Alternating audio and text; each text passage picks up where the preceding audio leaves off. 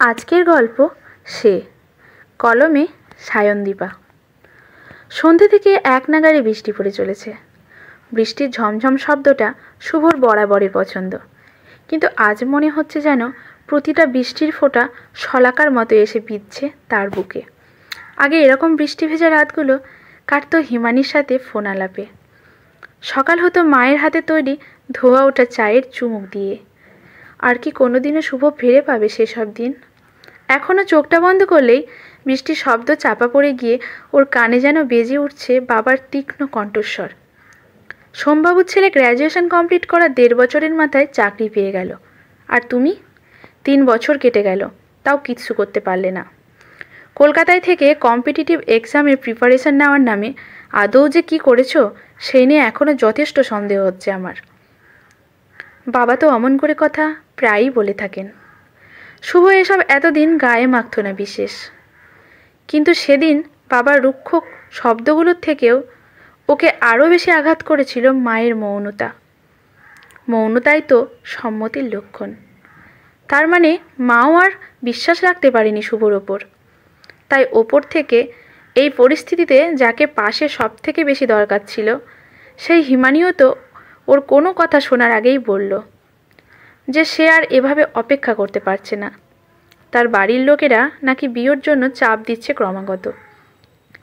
এখানে সারাটা দিন কাজের মধ্যে কাটে, কিন্তু রাত নামলেই যখন সবাই একে একে বাড়ি চলে যায় তখন থেকে একটা ভয়ঙ্কর খারাপ লাগা গ্রাস করতে শুরু করে শুভকে। শ্বাস নিতেও যেন কষ্ট হয়। আসলে শুভ বোঝে বাতাসের অক্সিজেনের বাইরেও আর একটা অক্সিজেনের প্রয়োজন হলো মানুষের, যেটা আপনজনের সঙ্গ। এখানে সেই অক্সিজেনটা এসে বিন্দুমাত্র নেই ওর কাছে, তাই এই শ্বাসকষ্ট। শুভজি, একটা অপরিচিত মেয়েলি কণ্ঠস্বর। আসতেই চমকে উঠল শুভ। ডিম লাইটের আলো আধারিতে আচমকায় শুভর সামনে স্পষ্ট হলো একটা নারী অবয়ব। পরনে পোশাকের রংটা বোধহয় সবুজ। ধরপড় করে উঠে বসল শুভ। অসচেতনভাবেই নিজের মাতৃভাষা বেরিয়ে এলো মুখ দিয়ে, কে? তারপরেই খেয়াল পড়তেই নিজেকে সামলে নিয়ে জিজ্ঞেস করলো, কন? मैं सोच लीजिए मैं हूँ, एक परी।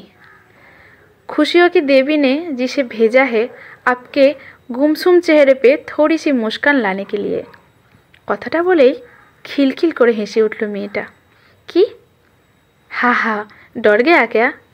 अरे डरिए मत, मैं तो मजाक कर रही थी। मैं हूँ मुस्कान। मुस्कान रामनाथन जी की बेटी। मुस्कान जी हाँ, कल ही रामरतन जी से तुम्हारा नाम सुना था, पर तुम यहाँ? हाँ जनाब, मैं यहाँ। आज रात आपने खाना नहीं खाया ना? तुम्हें कैसे पता? बाबा ने बताया कि बारिश की वजह से आप खाना के लिए बाहर नहीं जा पाए और इसीलिए मेरी अम्मी ने खाना भेजा है आपके लिए। रियली? I can't believe. मैंने सुना तो था गेस्ट की खातिरदारी करने में तुम गुजराती लोगों जवाब नहीं, पर आज देख भी लिया। थैंक यू ए लॉट मुस्कान। मैं तो आज भूखा ही सोने का प्लान बना रहा था। पता है मुझे, कल भी आपने ऐसा ही किया था। हाँ, पर एक बात बताओ, तुम अंदर कैसे आई? आप पीछे का दरवाज़ा लगाना भूल गए थे। वो खुला देखा तो मैं सीधा अंदर चली आई। सॉरी। अरे इट्स ओके। शुभ जी, हाँ, अब बुरा ना माने तो एक बात बोलूँ? बोलो।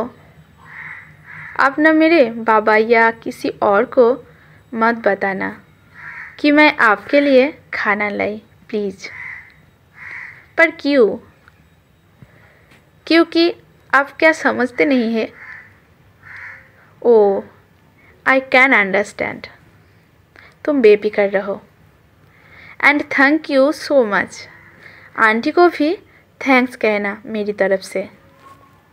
रियली आई कांट बिलीव तुमने और आंटी जी ने इतना रिस्क लेके मेरे लिए खाना भेजा। जी मैं अभी चलती हूँ। এই বলে আর 1 সেকেন্ডও দাঁড়ালো না মেয়েটা, ছুটে চলে গেল রুদ্ধশ্বাসে। ও চলে যাওয়ার কিছুক্ষণ এক দৃষ্টিতে তাকিয়ে রইল শুভ। তারপর আলতো হেসে খাবারের প্রথম গ্রাসটা মুখে তুলল। খাবারটা জিভের ভিতরে মিশে যেতেই চোখে জল এলো শুভর। পৃথিবীর সব মায়েদের রান্না বোধহয় এমনই সুস্বাদু হয়। আজ থেকে ঠিক দিন 7 আগে বাবা ওরকম করে অপমান করার পর শুভ নিঃশব্দে বাড়ি ছেড়ে বেরিয়ে আসে। উঠে পড়ে একটা গুজরাটগামী ট্রেনে। তখনও কি ট্রেন কোথায় যাচ্ছে কিছুই খেয়াল করেনি। কেমন করে একটা ঘোরের মধ্যে ট্রেনের দরজার কাছে ব্যাগটা জড়িয়ে বসে থাকে ও। যথাসময়ে টিটি এসে টিকিট চাইলে সম্মিত ফেরে ওর। কিন্তু বেশি ঝামেলা হওয়ার আগে হঠাৎ দেবদূতের মতো ওদের সামনে হাজির হয় জিগার জুনেজা, শুভর কলেজমেট। যদিও ডিপার্টমেন্ট আলাদা ছিল, তাও ফেস্টের দিন আলাপ হয়ে ভালো বন্ধুত্ব হয়ে গিয়েছিল দুজনের। জিগার কোনোভাবে টিটিকে ম্যানেজ করে শুভকে নিয়ে বাসায় নিজের সিটে। তারপর সব শুনে যথারীতি ওকে বলে। বাড়ি ফিরে যেতে কিন্তু শুভর নছরবান্দা, সে কিছুতেই ফিরবে না বাড়ি। অগত্যা শুভকে জিগার নিয়ে আসে গুজরাটে নিজের বাড়িতে। তারপর ওদের কাপড়ের দোকানে শুভকে বহাল করে কাজে। শুভ বুঝতে পারছিল নিজের বন্ধুকে দোকানের সামান্য কর্মচারী হিসেবে দেখতে জিগারের খুবই সংকোচ হচ্ছে, কিন্তু শুভ নিজে মনে শান্তি পেয়েছিল।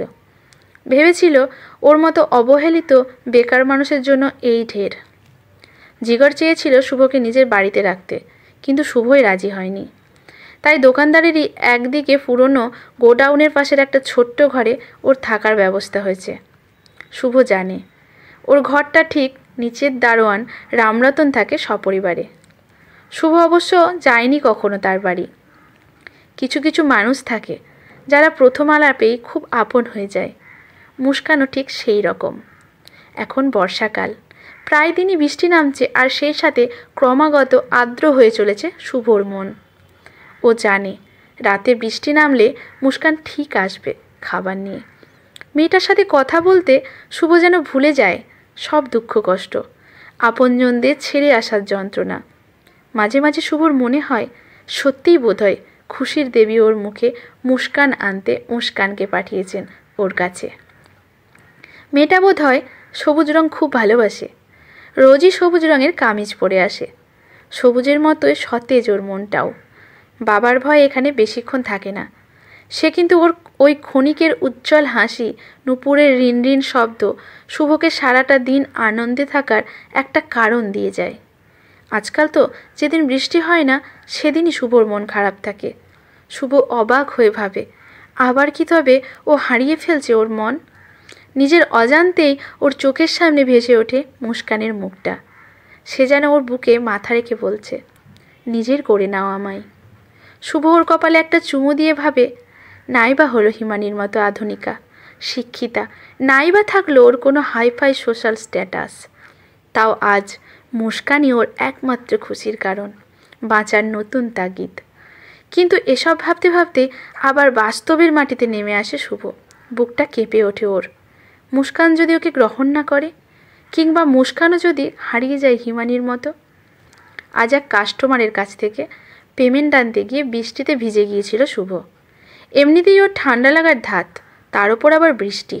মাথাটা যন্ত্রণায় ছিঁড়ে যাচ্ছে, নিঃশ্বাসও ভারী হয়ে আসছে। জ্বরটা চলেই এলো মনে হয়। অসুস্থতার সময় একা থাকলে মানুষের বোধ হয় সবচেয়ে বেশি অসহায় লাগে নিজেকে। শুভরও তাই লাগছে এখন। কাউকে একটা পাশে পেতে ভীষণ ইচ্ছে করছে। হঠাৎ আলো আধারিতে ওর মনে হলো কে যেন এসে দাঁড়িয়েছে সামনে। কে? হিমানি? না না, হিমানি এখানে আসবে কি করে? এ নিশ্চয় মুস্কান। খাবার নিয়ে এসেছে। শুভর মাথাটা ঘোরাচ্ছে। কেন মনে হচ্ছে সামনে হিমানি দাঁড়িয়ে?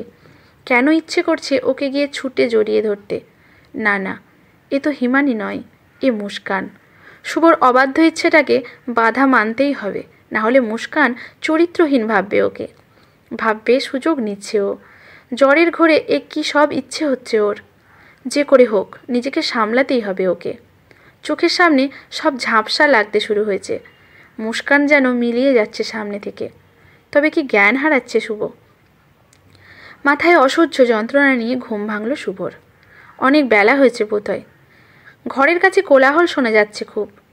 কি হয়েছে কে জানে? কাল রাতে কি হয়েছিল কিছুই তো মনে পড়ছে না। ঘোরের মধ্যে ও কোনো ভুল করে বসেনি তো? এ কি, এ কে ঢুকছে দরজা দিয়ে? হিমানি? হ্যাঁ, এ তো সত্যিই হিমানি।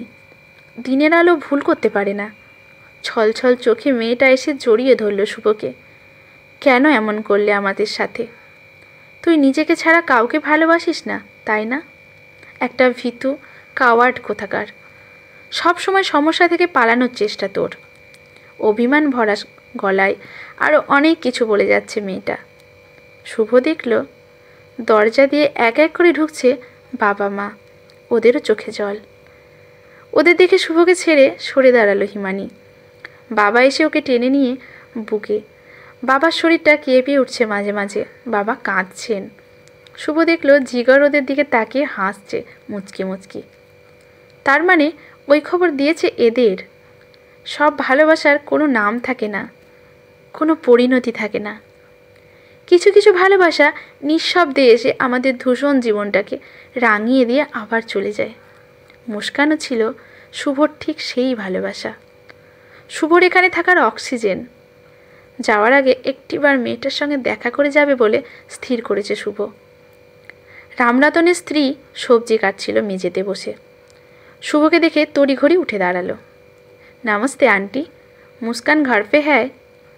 শুভ বুঝতে পারছে ওকে দেখে একটু অবাকই হলেন মহিলা।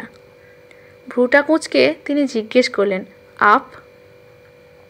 जी आंटी, मैं शुभ हूँ। वो काम करता था ना ऊपर दुकान पे। मैं यहाँ से जा रहा हूँ अपने घर। अब फिर से शायद कभी मुलाकात नहीं होगी। आप प्लीज़ मुस्कान को बुला देंगी? बाय बोलना था उसे। हठाৎ গলাটা যেন ধরে এলো শুভর। শুভর কথাগুলো শুনে খানিকটা দ্বিধাগ্রস্ত গলায় হাঁক পারলেন মহিলা। মুস্কান! ডাকা মাত্রই ঘর থেকে বেরিয়ে এলো বছর দশকের মেয়ে। এসে দাঁড়ালো শুভর সামনে। হতচকিত হয়ে শুভ জিজ্ঞেস করলো, মুস্কান? জি। तुम्हारी दीदी घर पे है? दीदी कहाँ से आएगी? मैं तो घर का एक लौती बेटी हूँ। तो फिर मुस्कान कौन है? जी मैं ही तो हूँ। मुस्कान? क्या? ये कैसे हो सकता है? अगर तुम मुस्कान हो तो फिर कौन थे जो मेरे लिए खाना लाती थी? हमें नहीं पता, हमने कोई खाना नहीं भेजा। অবাক হওয়া গলায় বলল রামরতনের স্ত্রী। মাথাটা ঘুরতে শুরু করেছে শুভর। সব কিছু কেন এলোমেলো লাগছে।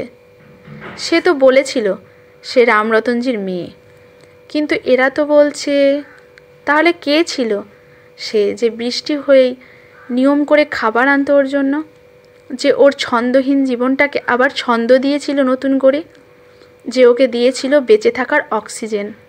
কে সে? এখন কোথায় খুঁজবে শুভ তাকে? কেন সে মিথ্যে পরিচয় দিয়েছিল ওর কাছে? রামরতনের বাড়ি থেকে বেরিয়ে এসে কাঁপা কাঁপা পায়ে সিঁড়িতে উঠতে গিয়ে পুরনো গোডাউনের সামনে এসে হোঁচট খেল শুভ। আর তখনই ওর চোখ পড়ল দেওয়ালের গায়ে ঠেস দিয়ে দাঁড়িয়ে থাকা অব্যবহৃত ম্যানিকুইনটার দিকে। আগে কি কখনো শুভ দেখেছে ওটাকে? মনে পড়ছে না ঠিক। করিডোরের শেষ প্রান্তে রাখা কাঁচের জানালাটার ভাঙা পাল্লা দিয়ে রোদ চুঁয়ে এসে পড়ছে পুতুলটার চোখে মুখে। সেদিকে ভালো করে তাকাতেই চমকে উঠল শুভ। সবুজ পোশাক পরা স্মিত হাসি নিয়ে দাঁড়িয়ে থাকা ম্যানিকুইনটার মুখটা বড্ড চেনা চেনা লাগছে না? আজকের গল্পটি এখানেই সমাপ্ত। যদি আপনাদের ভালো লাগে লাইক শেয়ার কমেন্ট করে পাশে থাকবেন পরবর্তী গল্প পাওয়ার জন্য। ধন্যবাদ।